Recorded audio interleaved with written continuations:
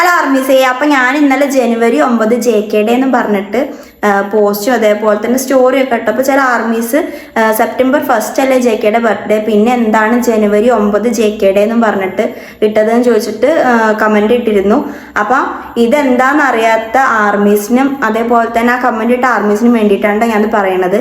September 1 തന്നെയാണ് ജങ്കുക്കിന്റെ birthday. പക്ഷെ ജങ്കുക്ക് BTSന്റെ 2018 season greetings കലണ്ടറിൽ ജനുവരി 9 JK ഡേ എന്ന് പറഞ്ഞിട്ട് പോയിന്റ് ഔട്ട് ചെയ്തിരുന്നത് 2019 ടൈമിൽ ട്വിറ്ററിൽ പോസ്റ്റും ചെയ്തിരുന്നു. ആ ഒരു ഡേ JK ഡേ ആയിട്ട് ആർമീസിനോട് സെലിബ്രേറ്റ് ചെയ്യാൻ വേണ്ടിയിട്ട്. അപ്പോൾ ആ ഒരു ഡേ നമുക്ക് JKന്റെ എന്തെങ്കിലും വീഡിയോസോ അങ്ങനെ എഡിറ്റ്സോ ഒക്കെ ഇട്ടിട്ട് അങ്ങനെ അല്ലെങ്കിൽ എന്തെങ്കിലും പ്രൊമോട്ട് ചെയ്തിട്ടൊക്കെ JK ഡേ ആയിട്ട് സെലിബ്രേറ്റ് ചെയ്യാനും അതേപോലെ തന്നെ ഈ ഒരു സംഭവം ആർമീസിന്റെ ഇടയിൽ സ്പ്രെഡ് ചെയ്യാനും പറഞ്ഞിരുന്നു. അപ്പൊ അത് എന്തുകൊണ്ടാണ് ഞാൻ ചെയ്യുന്നതെന്ന് വെച്ചാൽ ഈ ജനുവരി 9 അതേപോലെ തന്നെ സെപ്റ്റംബർ 1 തമ്മിലുള്ള ആ ഒരു ഡേറ്റിന്റെ ഓപ്പോസിറ്റ് ഇതുണ്ടല്ലോ. അതായത് ജനുവരി എന്ന് പറയുമ്പോൾ ഫസ്റ്റ് മന്ത് 9-ാം തീയതി 1/9, അതേപോലെ തന്നെ സെപ്റ്റംബർ 1 എന്ന് പറയുമ്പോൾ 9-ാം മാസം ഫസ്റ്റ് ഡേ. അപ്പോൾ ആ ഒരു ഡേറ്റിന്റെ ആ ഒരു ഓപ്പോസിറ്റ് സംഭവം. അപ്പൊ ആ ഒരു സംഭവമാണ് ഈ ഒരു ഡേന്റെ സ്പെഷ്യാലിറ്റി. അതുകൊണ്ട് തന്നെ ജങ്കുക്കിന് ഒരു വർഷം 2 ബർത്ത്ഡേ ഉള്ള പോലെ ആണ് സെലിബ്രേറ്റ് ചെയ്ത് പോണത്.